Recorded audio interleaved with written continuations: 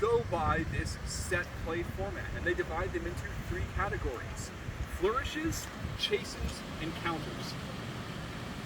Flourishes are pretty much exactly what it sounds like, right? You're out there, you're demonstrating something about it, and it's probably to sort of show, hey, here's here's me learning some of the movements and showing it off the scene. Chases comes from the word that we still have, chase, but in the Middle Ages, that word that had a lot of French influence also meant to hunt.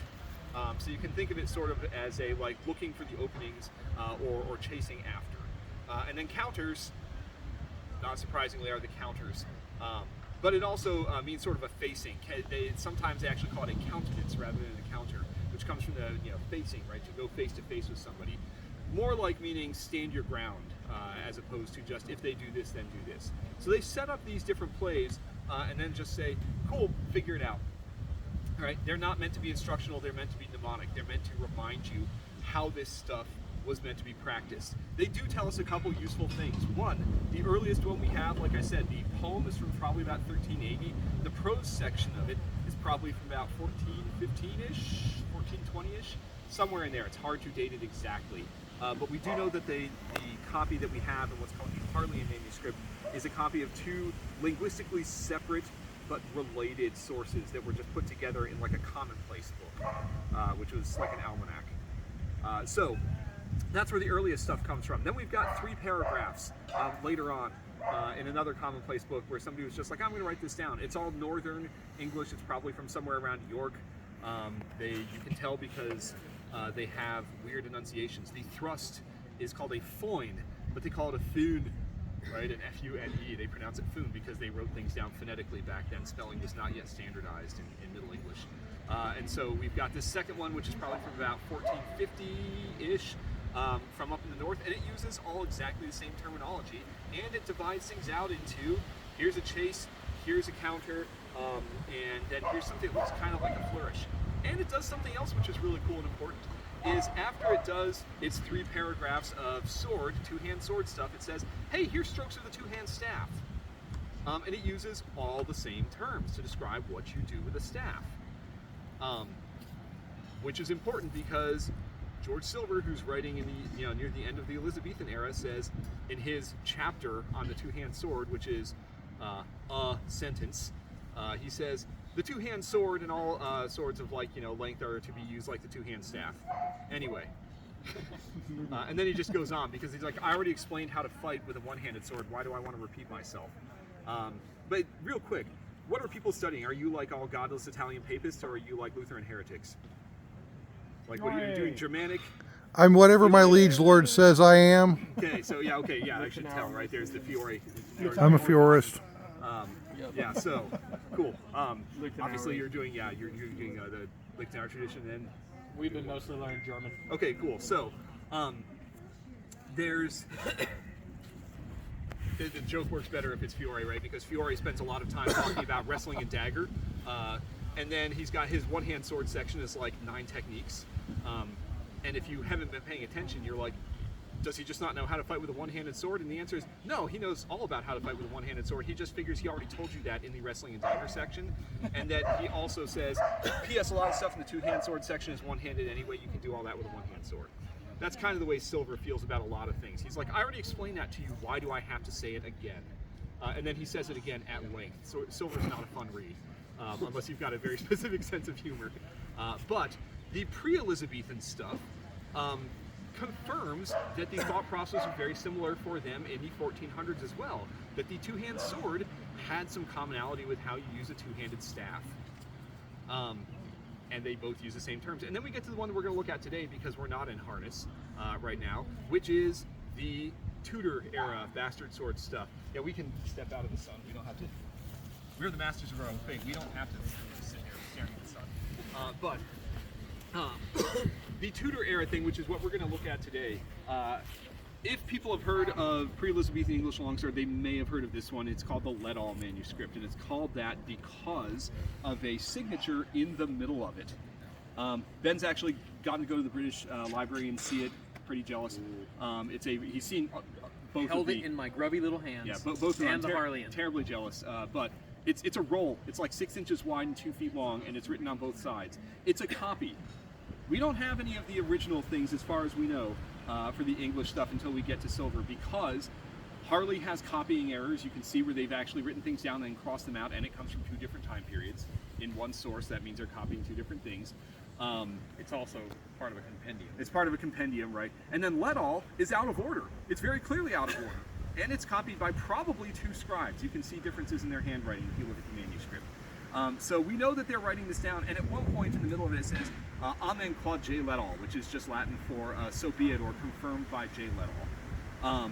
We don't know who Let-all was. There's some wild-ass theories out there that people are like, we found John Let-all, and you're like, yes, you found a person named John Let-all. Yes, he was associated with the Fencing Guild in York.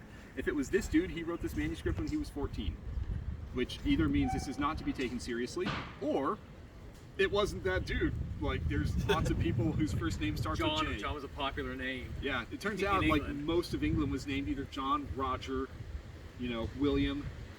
I feel like there's a couple others. Henry, yeah. So, just being like, we found John Let-all. Like, well, Let-all's not a super common name, but John is, and we don't even know that J stands for John. So, we don't know who Let-all was. We do know that this manuscript dates to no later than 1538.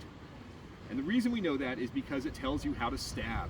Boy, does it like telling you how to stab. It wants you to stab so much. And in 1538, Henry VIII, who, if you have read anything about English history, was a real normal one, just had all sorts of very normal opinions that made him incredibly popular with his subject and everybody internationally. He did something important for Western martial arts, which was he decriminalized English fencing guilds. It used to be that you were not allowed to hold a fencing school within these city walls. We have documentation of that as early as Edward I, yeah, the one from the Bad Braveheart movie that we all loved when we were like 16, and then we learned the history and we're like, oh, gross. But Edward I, Longshanks, right, the hammer of the Scots, the one who went over and made everybody in Wales very unhappy for many generations. He signed into law something that said, stop having sword and buckler schools inside the walls of London. I'm serious. So we know that that was a problem. Henry VIII comes along several hundred years later and says, it's cool. I know the mayor's technically the one who makes these rules, but I'm not going to prosecute anybody. So we're from Colorado, so it's a very similar thing to pot in Colorado, right? Still federally illegal, but the state's not going to prosecute you. That was the Henry VIII move as far as fencing schools went, right? Still technically illegal, but the king's not going to support any sort of legislation against it. And that meant that suddenly they were establishing fencing guilds and keeping records and saying who did what for their prize plays, what weapons they fought at. But Henry also, after a while, said, I am sick to death of these people stabbing each other to death. And so he made a law, which still exists in the rolls, in the close rolls that you can look at, that says anybody who stabs somebody in a sword fight and they die, even if it was in self-defense, even if you can prove it was in self-defense, you're going to be executed and you don't get the benefit of the clergy, which was a big threat in the 1500s. The idea that you're going to die and you will not be shriven by a priest. So people stopped teaching thrusting in fencing schools. In fact, George Silver, in the 2 generations later, complains about it and says there's an evil custom in the schools these days that they don't teach the thrust with the sword. They only teach the thrust with this, apish toy, the rapier, right? And they don't teach the cut with the rapier. They only teach the thrust. It's ridiculous, terrible. But that confirms for us that fencing schools stopped teaching thrusting, with the sword, and only taught edge blows. Well, this manuscript we're looking at has tons of thrusting and tons of edge blows and tons of slices, which means that it has to have been teaching from before Henry made that law. In 1538, which is how we can date it. So we know that this is an early Tudor era bastard sword manuscript. It is almost certainly done without armor. How do we know that? Because it says things like, put a foin at the belly. Well, we know from looking at Elizabethan armor and whatnot that if you try to stab somebody in the stomach while they're wearing armor, you are wasting your time, right? So we know that by some of the target zones, this is an unarmored art.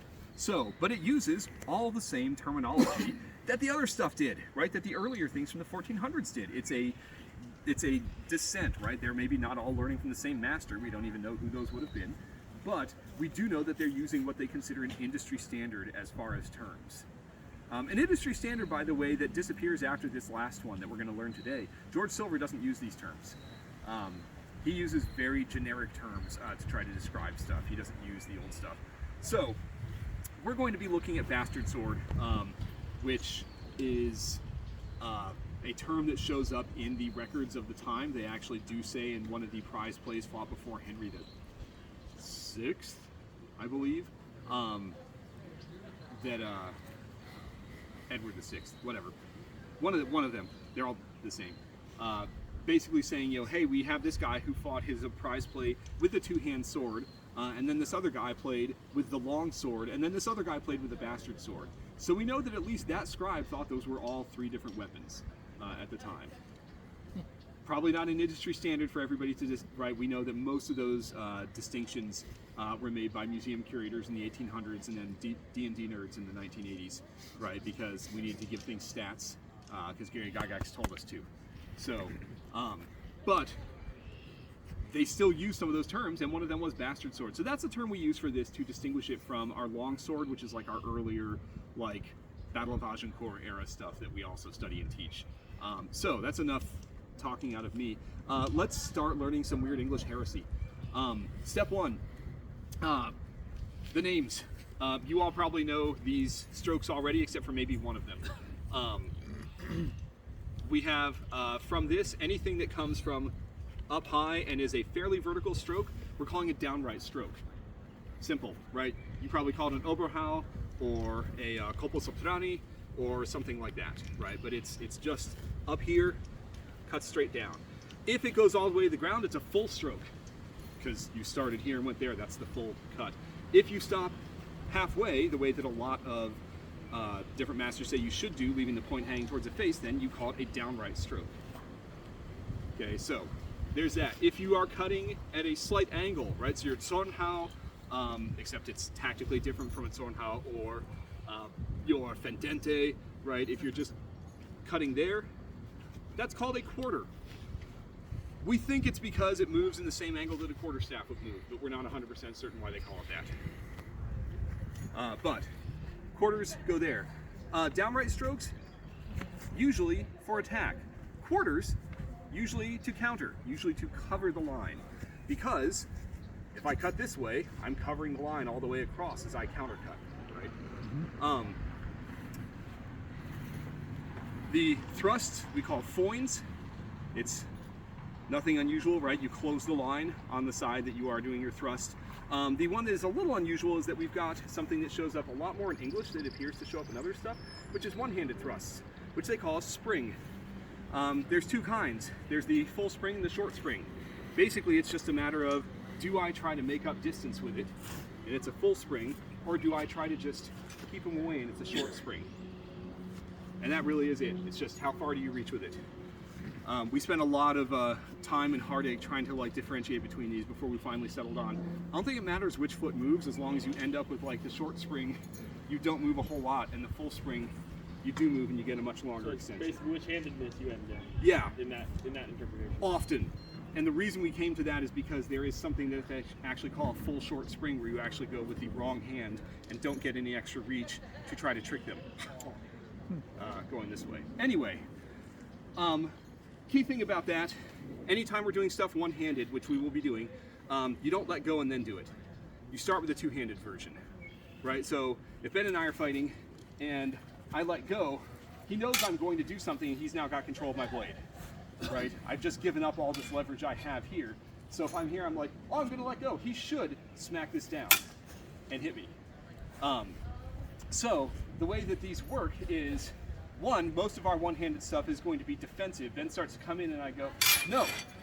And I keep him at that extra length, right? As I start my thrust with both hands and then basically pull it out with my own hand and turn just a little bit. Every time we go one-handed, this offhand comes into the center because we need to make the shortest distance back to grabbing it two-handed that we can, right? There's no this, there's no this, there's no like swinging your arms out wildly. Keep it in tight and controlled. And if we're going to do one-handed strikes, which we sometimes do in Bastard Sword, which is neat, we also keep this hand in here. So, thrust, pretty straightforward. So that's our high cut, our slightly diagonal cut, our thrust. The one that tends to get people twisted up here is our horizontal cut. So if you are doing a mezzani or a tondo or a zwerchhal, right? A lot of the time, especially in the Germanic, you have the thumb alignment here so that you can do, right, the helicopter of death, right this way, with attendant footwork. The English don't like that.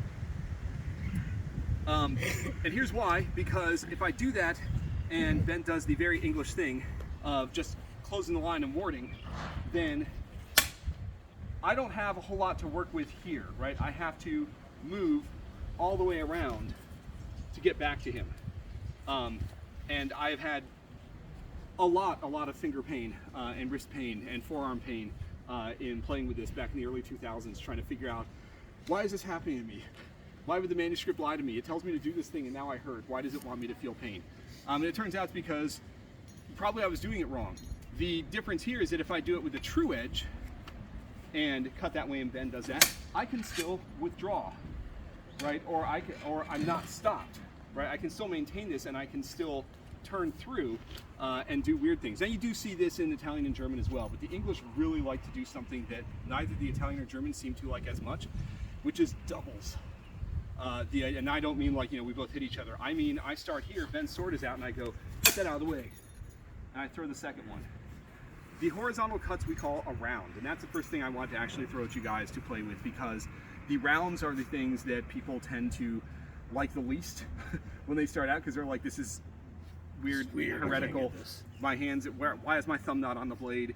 Why am I hitting with a true edge? None of this makes sense. So we're going to start with that, get out of people's comfort zones, and start with the rounds. The target line is the eye, right, about the eye line. Hands always have to be high, right, because you also need to cover your head. Same things that are true in any other, anything else where you're doing a horizontal head cut, right? Hands high, striking towards the eye.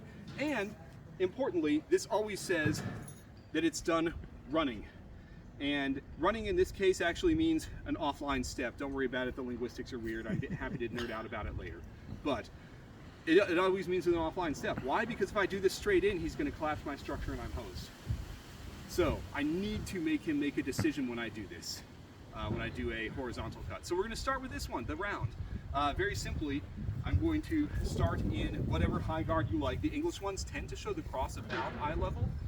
It's like this weird, right? It's not this like pseudo von Danzig here. It's not this feel right here.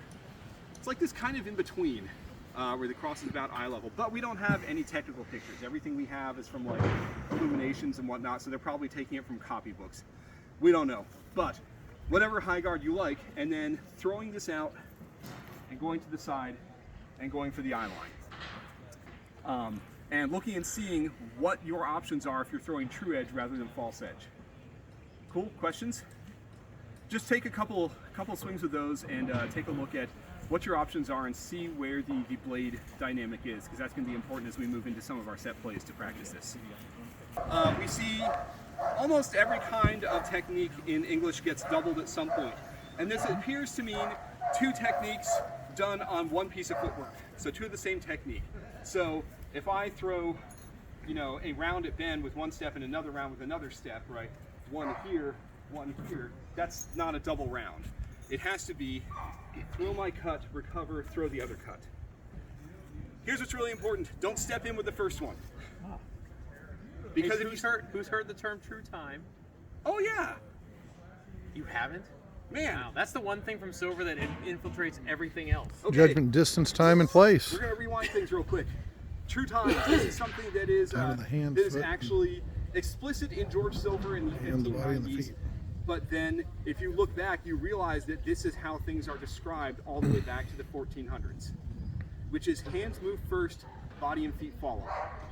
That is, in English, we call that true time. With the notion that being that if you move your feet in first, if you're doing like Japanese kendo fencing and you move your feet in first and drive, that works great if the other person's doing it too. And the minute they start moving their hands first, you're walking into things and not having a fun time, right? So hands move first, feet follow. Problem being, if I double things up and I follow that on the first one, right? Hands move first, feet follow, I'm still recovering while I'm in range. So every time we do a double, the first one is almost always going to be to either say, what are you going to do? right? I'm throwing a cut. Don't you want to do something about that? I do. Right? Oh. And then if whatever he does, I can go, great, I'm not in range to be threatened by that, but I can follow up with this next one. If I stand there. If he stands there. Or, he's putting his sword out, right? He's read some Lichtenauer. He knows that long point is the best point, right? Yes, I realize that. That's a big point. I know. Ridiculous, ridiculous nonsense. But if but if he's doing this thing that like everybody in like Black Jacket Hema, it's my new favorite phrase. Everybody in like beginning or like sporty Hema does when they first start, which is like keep the point out here. They don't like that, right? They hate it when you put this in their face, like a dirty Spaniard. Yeah, like silver thing Spaniards fight. So, what that means is that if his sword is out, then I can go get out of the way and then hit him while he's recovering. So that's the other thing that doubles are useful for. So, because this is kind of an intrinsic part of early English swordplay, let's see some double rounds here. Try them on each side. One of them you'll hate. Two guesses which. But throw your cut, recover, outward step with the second one. Hands in front of them, because they don't like making big circles over their head, or to make too big a circle. Yeah, better. Keep denting my hat. Don't do that, terrible. Well, this tells us, this gives us some What's the dent ratio for? Yeah, that's right. Cool, all right. Come back for a second. We could do this, we make our novices do this for basically an hour when we train our folks. We just devote a whole week to just our rounds because it's one of the least instinctive ones. Yeah. So other things that we're going to look at, a fun one, it's called a rabbit. It's the cut up from this way, right? Whether it's a sotane or if you rebater, coming from the same root word, rabbit, right? It back then it did mean mostly like a striking back, a beating back, like a rebate, right? You get an instant rebate. Or a baited blade, a rebaited blade, right? Is where you hammer the edges back in on themselves. That's where rabbit came from. They were just starting to use that word to refer to the little bouncy things that they ate. Mostly they were calling them either conies or hares at that time. And yes, I'm well aware that hares and bunnies are two different things biologically. Shh, don't at me. Like that's it. They didn't know that back then. They just all called them. Half the time they just called them badgers because like the word bunny is a super weird one. You'll fall down a rabbit hole. I'm trying to figure out the etymology of that, but. Point being that they called it a rabbit. They probably did mean it to be a pun as well. Middle English stuff especially is full of puns. The high one that I talked about called the full stroke, they used to call it the hawk because it started up high, right? Well, the hawk's up here and the rabbit's down here. tells me that it was supposed to be Falcone. Okay, so Sorry, don't go the rabbit is a cut upwards as a deflecting stroke. Ben throws a cut, and I do that, and then counter. And that is one of the plays right out of Let All that we're gonna, play with later. It literally just says, strike a rabbit, setting your left foot, and then setting a downright stroke on his head. It's just deflect him as he cuts down. If you've looked at enough like two-handed sword stuff, you've seen this before. You've just seen it called something else. That's the English version of it. The weird thing about the English version is, one, they always tell you to step unless you're being tricky, and they'll tell you when you're being tricky. Or, and they always tell you to step in offline. So there's none of like Fiore's Volta Stabile where you're like cutting up this way and coming back down through the arms. It's always going to be walking that way towards the place where the problem is. Generally, they don't like you running away from your problems. They want you to run into them. Except when they want you to board, which is later. So the rabbit just starts low. You can do it from either side, but it's usually best from your strong side. So if you are right-handed, then it's going to be strongest from your left when you have this open stance here. If you're left-handed, it's going to be strongest from your right, down this way. So, whichever side feels better to you, that's the way that's usually going to work best. No one's left-handed. Nobody's left-handed? Fantastic, great. I don't have to keep making that proviso. So, down from low, striking straight up, and walking offline and in. That's our rabbit. It's straight upwards back into the... Yeah, so you're basically going straight up over your head, which makes it an angle, right? So yeah, so it will be an angle. It will be an angle. You're going to end up above your head, and the step is going to add more angle to it and make it more effective mechanically to hit something. You're hitting it with the back edge, right? With the false edge. By the way, English says false edge instead of short and long. It says true and false. Same thing. Truth. Yeah, sure there. Just try a couple of those. The real thing about this is you're pushing down on the pommel and letting it, the manuscript actually says you're going to spring it up above your head. Some of them say you'll spring it up to your right shoulder. That's the earlier one. But you are kind of like bouncing it up, and that sort of bouncing up from low is going to be important in a bit. Oh, I'm sorry. Did you not get a chance to try it the other way? Has everybody got a chance to try both sides? Did everybody else get a chance to try both sides? Just one side. Okay, flip it. Try the. It makes sense. If not, you're like, this English stuff is already giving me a headache. The last one is the one that is the most mechanically complex. It's called the rake, and it is an attack of opportunity. It is essentially you're using the last part of the sword, right? If there was differential sharpening on museum pieces, right? When we see differential sharpening, it tends to be sharpest down here. If there's a difference, if there's not, it's just sharp all the way down, right? But if there's a difference between which parts are sharpest, it tends to be from this point of percussion, the sweet spot up, and that's what you're using here. You're using this as a percussive snapping slice. There's 3 versions. We're only going to worry about the general mechanics here. Here's a simple version. Ben and I are crossed, and I squeeze with my hands to do this kind of wrist cut. But I'm not actually trying to cut him. I'm just trying to displace his sword so I can come back up. Sforza. Yes. Yes, and there's what it is. It's also called glissade in like later fencing stuff, which same root word as glacier, which you figured out, I believe. Anyway, so That's uncommon with word stuff.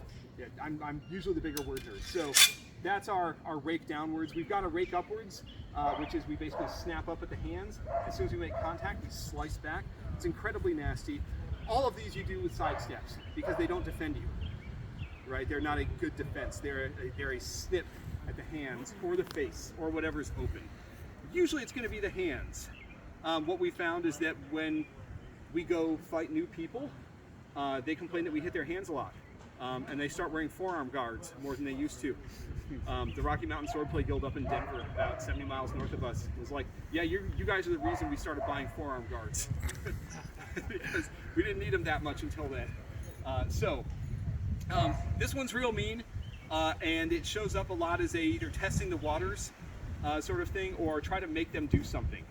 And this is going to be important as we play with some of this. So essentially, if I'm here and I'm like, I don't like he's just got that point towards me. What are you going to do? What are you going to do? There we go. Now he did something, I can work with it. Right? But it's this idea of like, we get super used to the idea that these are not going to kill us. Right?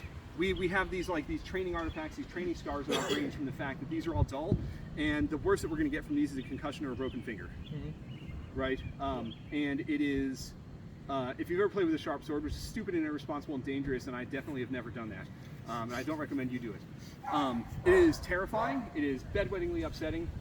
It really gives you a lot of respect for, oh God, I don't want my fingers anywhere near this fast-moving sharp piece. And people, when they have sharp swords, tend to take a lot less risks than they do with blunts.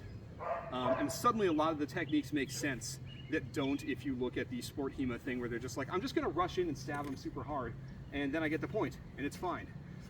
In a way that doesn't track if you're worried about getting killed for taking dumb risks.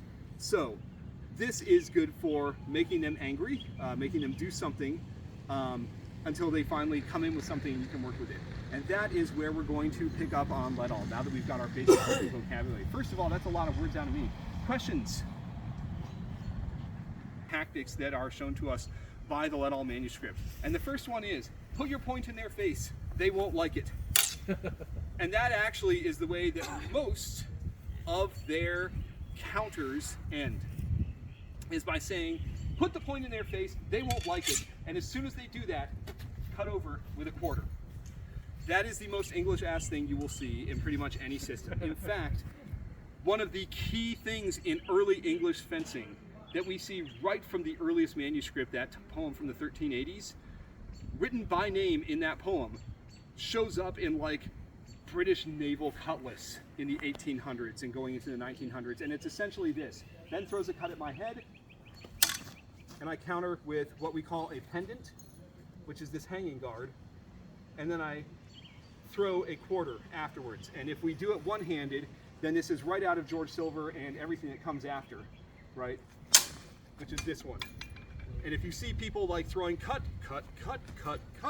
they're English, right? Or at least they're working from a similar sort of like thought process, because those like swirly defend, cut, that is a staple of English movement in their martial arts.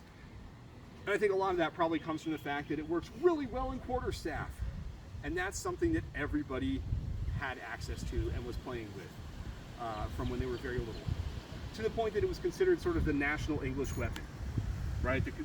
If you asked them back then, they would say the quarterstaff was their national English weapon. You ask people now, they'd be like the longbow, right? Because they're like, oh, everybody remembers Agincourt and Cressy, and the longbow made a big hit. But they thought it was the quarterstaff back then, so that's probably why. So, in this system, we are trying to get them to react to a point in their face, and very nearly every counter leads up to and then put the point in their face, so that they'll commit to a strong deflection that you can work from. And almost every one of them after that ends with a quarter voiding back. Okay, so the end goal for all English bastard sword stuff that we have records for is cut them hard in the neck or the head with a diagonal cut. Once again, we have later English writers saying, yeah, if you get an Englishman mad, like 9 out of 10 of them will go straight for the head, right? And this is sort of like anecdotal evidence that supports that. So we should be thinking, this is my desired outcome. I hit him with this diagonal cut, the quarter, that comes down either at the neck or the side of the face, right? Very Fendente-like, very Sword and Hall-like. And we get there by annoying them with the point in one way or another until they get so pissed off by it, they smack it down or put it aside strongly to give us some sort of momentum to work with.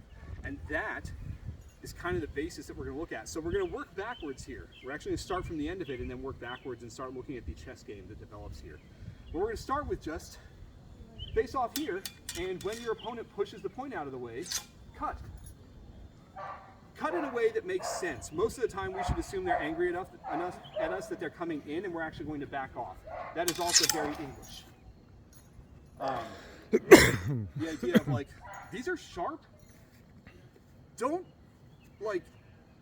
stay close in the dead zone, right? Like, everybody aware of like all the problems that happen here, right? This is why like every manuscript starts from here, because it's like, this is a terrible, stupid place to be.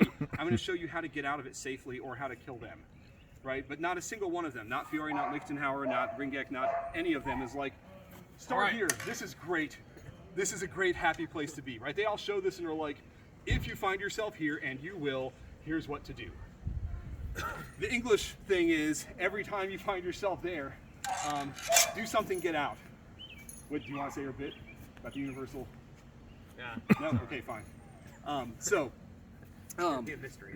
It will be a mystery. So, what we want to start with here is essentially attacker, we usually say agent in our school, is going to be here with their point extended in such a way that they can threaten and actually, hit. They like do involuntary surgery on their face. And then the defender, we call him the patient in our school, puts it aside one way or the other. And as soon as you have that change, you roll over and hit them with that diagonal quarter. Okay, this rolling motion, again, is like super, super intrinsic to a lot of English fencing. So, start with that. Work with distance, work with line. There's a million variations on this, but it's all the same principle. So, pair up, try that. Good? That really is it. Like, that's the way that, like, I would say 90% of Let-All's counters end. Is the counters end with put the point in their face in some sort of provocative fashion, and then when they displace it, roll over, hit them with a quarter, voiding back. That's it. Like, that is the end that Let-All wants you to get to. There are other things that it shows, but it really wants you to get to that like final edge blow, cutting in there. One, if it works and you hit him, that is very likely to be a fight ender because we're not wearing armor. And if it just clears your line, that's also You want to go up okay. and hide under the thing? Yeah, we can go hide under that. I don't think there's a whole. Is that whereas the earlier stuff, if you look into like medieval philosophers loved Plato. They loved the idea that there is an ideal out there. There's a perfect version of something out there, and we should be we should be aspiring to that, right? That was a very medieval thought process, and that there's a place for everything and everything in its place, right? There's an order to things. Circles are the most perfect movement because Aristotle said so, right? These are all things that are like very key to medieval thought, at least medieval scholastic thought. But you get into the early Renaissance, and you get to whether England had a Renaissance, right? The early humanist movement in England, and you start to see them really liking Socrates. This idea of like Socratic method and answering questions, asking questions. In fact, that's what we see in a lot of fencing manuals of that era, whether they're English, Italian, German, mostly English and Italian, is they'll have dialogue between the master and the scholar. Right, where the scholar will ask a question, and it's usually an idiot question, right? It's like it's a dumb straw man that then the master can like knock down and be like, you're a fool. But there's this idea that like there's this Socratic dialogue, and that's sort of the way that Let All is set up. It shows you the first plane. It says, great, you're going to come in as the attacker with this great big full stroke down to the ground. Then you're going to bounce back up with a foin at their face. When they put that aside, you're going to come over and hit them with a quarter. And the first thing, if you have held a sword for more than 5 minutes, is, aren't they going to see that great big cut coming from way up high? That's super obvious. Now the answer is yeah, but they still have to deal with it, right? Like you can't ignore that. But there's so many options that they have. If I come in from like way up high, right? I'm down here and I'm, making this big cut. He can see that from a mile away and deal with it. So what do? I force him to make a decision. And they very quickly are like, great, now you're going to start working from here. You're going to go laterally because you need to make them commit to something. And once you've made them commit to something, now you're ahead of the game. And that is kind of also key to the English tactical thought process, is make them commit to a position. The whole thing I do about Cicero, we're not going to get into that right now. The point is that like they like making you commit, and that's really key in the ending part of this as well. So It's like a girlfriend in college. we can, or high school, we college. So one of the things we're going to look at is this idea that should be pretty familiar, and we should be able to make work in here, is start from here, throw a cut that he has to respond to, and then step out, and you've got the point in his face, push the point, and when he does that, cut him. And now you're starting to use this sort of circular movement and make them commit to something in such a way that you can still work with it and work around it. And if you're thinking, there's like 18 different like windings I could do from there, the answer is yes, there are. Right? There's a million different windings you could do from there. There's different options. But you have to do them right. One of the reasons why the English material is probably so short and a lot of the German material is probably so long is the Germans explain like every outcome of like, yeah, but if you get at this angle, you should do this. If you get this angle, you should do this. And if he does this, here's the counter to that. And if he does the other thing, here's the counter to that. And the English a lot of the time are like, stay out, do it right. If you do it badly, he'll hit you. Just keep moving and stay far away, right? And instead of Press in and fly out. What's that? Press in and fly Press in out. and fly out. Yes. And so essentially, the idea here is, if I throw this cut and he warns it, I'm like, oh, that's not a good thing to work from. Whereas the Germanic version of